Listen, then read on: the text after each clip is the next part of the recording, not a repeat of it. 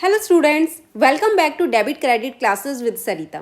जैसा कि आप सभी जानते हो कि अभी यूजीसी नेट कॉमर्स में यूनिट अकाउंटिंग और ऑडिटिंग की प्रीवियस ईयर क्वेश्चंस की सीरीज चल रही है और आज हमारा डे 6 है। तो यहाँ पे हम इम्पोर्टेंट प्रीवियस ईयर क्वेश्चंस को कॉन्सेप्ट के साथ डिटेल से डिस्कस करेंगे ताकि एग्जाम में आपको कोई कन्फ्यूज़न ना रहे। और अगर आप यूजीसी नेट कॉमर्स की प्रिपरेशन कर रहे हो तो इस चैनल को सब्सक्राइब कर लीजिए, क्योंकि यहाँ आपको रेगुलर प्रीवियस ईयर क्वेश्चंस का डिस्कशन और कॉन्सेप्ट क्लियरिटी मिलेगी। तो चलिए स्टार्ट करते हैं आज का क्वेश्चन नंबर 58 से 57 क्वेश्चन तक हम ऑलरेडी कवर कर चुके हैं। तो चलिए रीड करते हैं साथ में। Consider the following items: debentures, prepaid rent, interest accrued and bank overdraft. Which of them are current liabilities? So question में पूछा है कि इनमें से कौन सा आइटम ऐसा है जो करंट लायबिलिटी है। तो फर्स्ट है डिबेंचर्स। तो डिबेंचर्स एक लॉन्ग टर्म लायबिलिटी होती है और ये non current assets, non current liabilities के अंडर में शोन करते हैं डिबेंचर्स को। नेक्स्ट है prepaid rent. Prepaid rent means होता है ऐसा रेंट जो हम ऑलरेडी पे कर चुके हैं, मीन्स एडवांस में जिसकी पेमेंट हो चुकी है। तो ये एक करंट एसेट्स है और करंट एसेट्स के अंडर शो किया जाता है। नेक्स्ट है interest accrued. Interest accrued means interest payable, means still वो ड्यू है, पे नहीं हुआ, एक्रू है हो गया लेकिन आउटस्टैंडिंग है, तो ये हमारी एक करंट लायबिलिटी है। Next bank overdraft. तो बैंक ओवरड्राफ्ट भी एक शॉर्ट टर्म ऑब्लिगेशन है जिसको हम करंट लायबिलिटीज के अंदर शो करते हैं। तो ऑप्शन 3 एंड 4 ये आपकी करंट लायबिलिटीज है, तो राइट आंसर है ऑप्शन सी। नेक्स्ट क्वेश्चन है conversion cost is the sum of, means conversion cost का मतलब है रॉ मटेरियल और जो फिनिश गुड्स है, रॉ मटेरियल को फिनिश गुड्स में जो कन्वर्ट करने की कॉस्ट है उसको बोलते हैं कन्वर्जन कॉस्ट। रॉ मटेरियल से जब उसको फिनिश गुड्स बनाते हैं तो ये जो भी प्रोसेस में जो भी कॉस्ट आती है उसको बोलते हैं कन्वर्जन कॉस्ट। सो कन्वर्जन कॉस्ट में इंक्लूड होते हैं direct labour plus factory overhead. Factory overhead ये आपका कन्वर्जन कॉस्ट में इंक्लूड होता है। सो इसका राइट आंसर है ऑप्शन ए। नेक्स्ट असर्शन दिया हुआ है क्वेश्चन में, premium received on issue of shares is credited to share premium account but not to P&L account. तो प्रीमियम जो रिसीव होता है इशू ऑफ शेयर्स पे उसको हम शेयर प्रीमियम अकाउंट में क्रेडिट करते हैं, ना कि प्रॉफिट एंड लॉस अकाउंट में। तो बिल्कुल सही स्टेटमेंट है ये, क्योंकि जो भी प्रीमियम अकाउंट जो भी प्रीमियम का अमाउंट होता है शेयर्स के इशू करने पे हमें रिसीव होता है उसको हम शेयर प्रीमियम अकाउंट में शो करते हैं, क्योंकि वो एक रिवेन्यू नेचर का आइटम नहीं है। इसका रीज़न दिया हुआ है नीचे, since share premium is not a trading profit it is not distributed to the share holders. तो इसका जो रीज़न कह रहा है कि जो शेयर प्रीमियम है वो ट्रेडिंग अकाउंट में नहीं आता, क्योंकि वो ट्रेडिंग प्रॉफिट नहीं होता, इसलिए इसे शेयर होल्डर्स में डिस्ट्रीब्यूट भी नहीं किया जाता। तो इसका रीज़न भी बिल्कुल सही है, राइट है, और इसको सही एक्सप्लेन कर रहा है, तो ये भी राइट स्टेटमेंट है। तो इसका करेक्ट आंसर हो जाएगा option C. Both A and R true और R is correct explanation of A. Next question है identify the true statement of the following. तो इसमें आपके कुछ स्टेटमेंट दिए हैं, 3 स्टेटमेंट्स, तो इनमें से कौन सा स्टेटमेंट सही है? तो फर्स्ट है balance sheet is always prepared from the point of view of business but not from that of the owner. Means ये स्टेटमेंट कहता है कि जब भी जो भी अकाउंटिंग होती है तो अकाउंटिंग में बिजनेस एंटिटी जो कॉन्सेप्ट होता है, कौन सा concept? Business entity concept. Business entity concept क्या कहता है?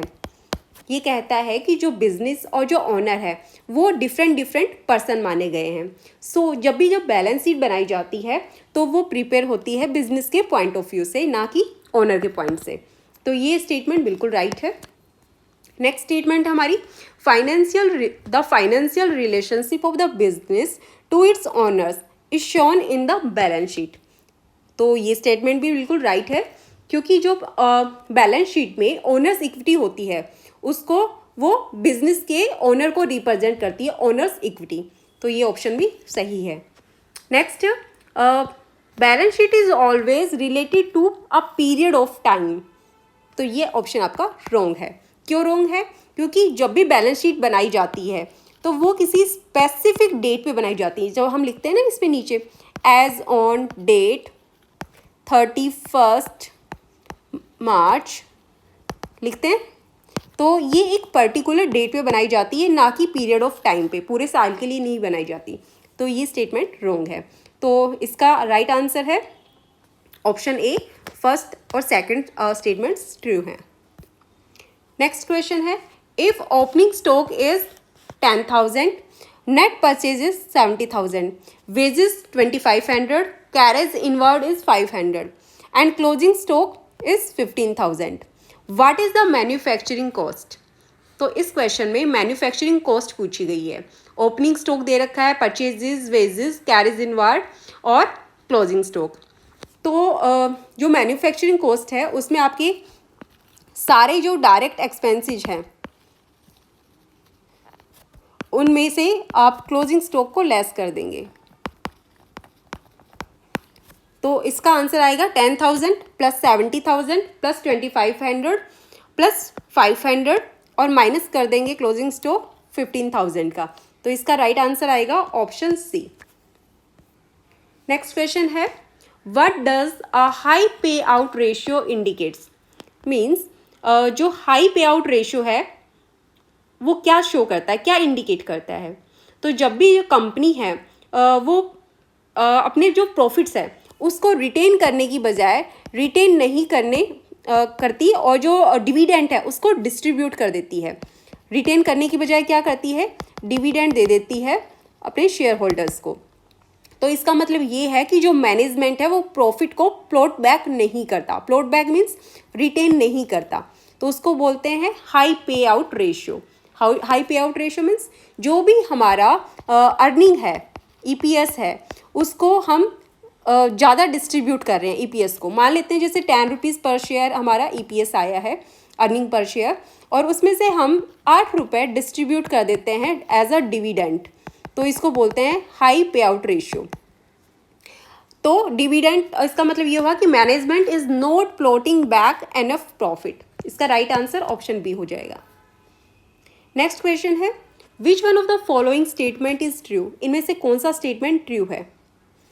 तो इस क्वेश्चन में आपको कैपिटल एक्सपेंडिचर और रिवेन्यू एक्सपेंडिचर उनका इफेक्ट पूछा है कि उनका इफेक्ट प्रॉफिटेबिलिटी पे कैसे होता है।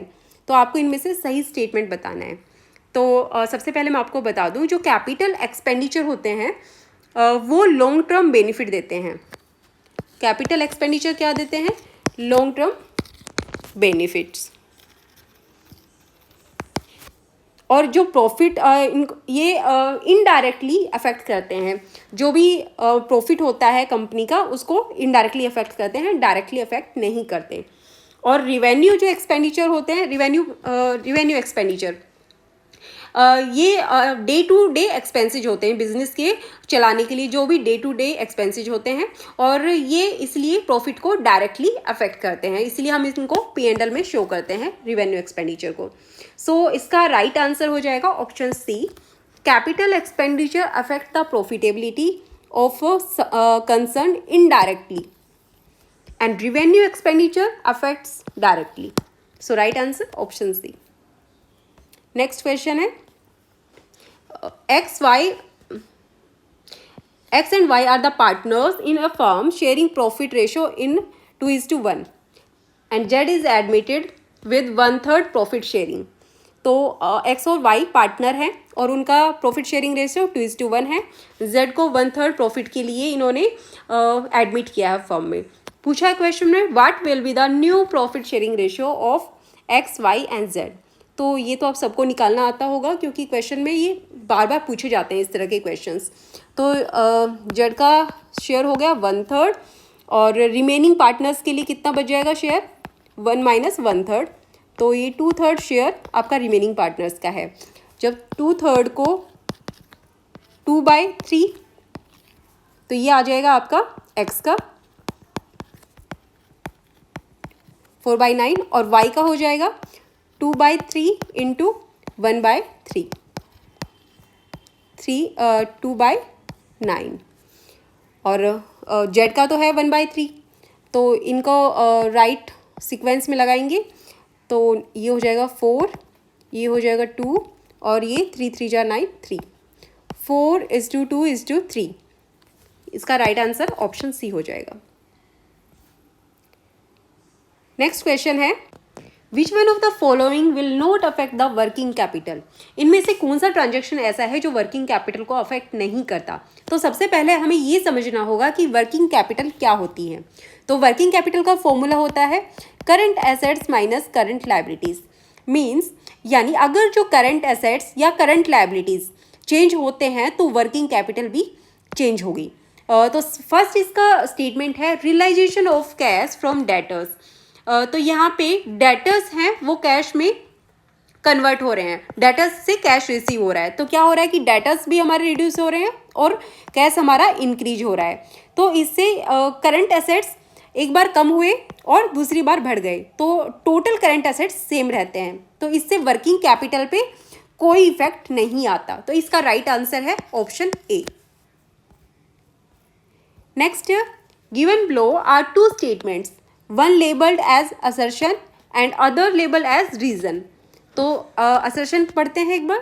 When a company earns profit prior to its incorporation it is called capital profit. Means जब कंपनी इनकॉर्पोरेशन से पहले जो भी प्रॉफिट अर्न करती है उसको कैपिटल प्रॉफिट कहते हैं। तो ये स्टेटमेंट बिल्कुल सही है, उसको कैपिटल प्रॉफिट ही कहा जाता है क्योंकि उस समय जो कंपनी है वो लीगली एग्जिस्ट नहीं करती, इसलिए वो जो भी प्रॉफिट जैसे रिवेन्यू प्रॉफिट होंगे या रिवेन्यू प्रॉफिट तो होते ही नहीं क्योंकि बिजनेस जब एग्जिस्ट ही नहीं करता तो वो रिवेन्यू कैसे जनरेट करेगा, तो उसको कैपिटल प्रॉफिट ही बोला जाता है। और इसका तो ये तो ट्रू है और इसका रीज़न है capital profits can not be used for distribution as dividend to the share holders. तो इसका रीज़न भी राइट है, जो भी कैपिटल प्रॉफिट होता है उसको शेयर होल्डर्स में डिस्ट्रीब्यूट नहीं किया जा सकता एज अ डिविडेंड।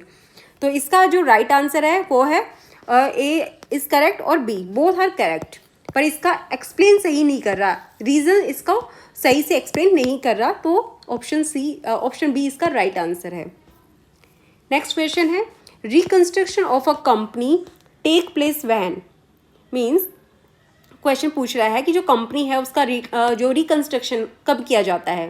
तो सबसे पहले समझते हैं कि कंपनी का रिकंस्ट्रक्शन का क्या मतलब है। तो रिकंस्ट्रक्शन का मतलब होता है जो कंपनी की फाइनेंशियल स्ट्रक्चर है उसको रीऑर्गेनाइज करना ताकि कंपनी फाइनेंशियली पॉजिटिव इम्प्रूव करे। तो ये जनरली तब किया जाता है जब कंपनी फाइनेंशियल जो भी प्रॉब्लम्स होती हैं उनको फेस कर रही हो।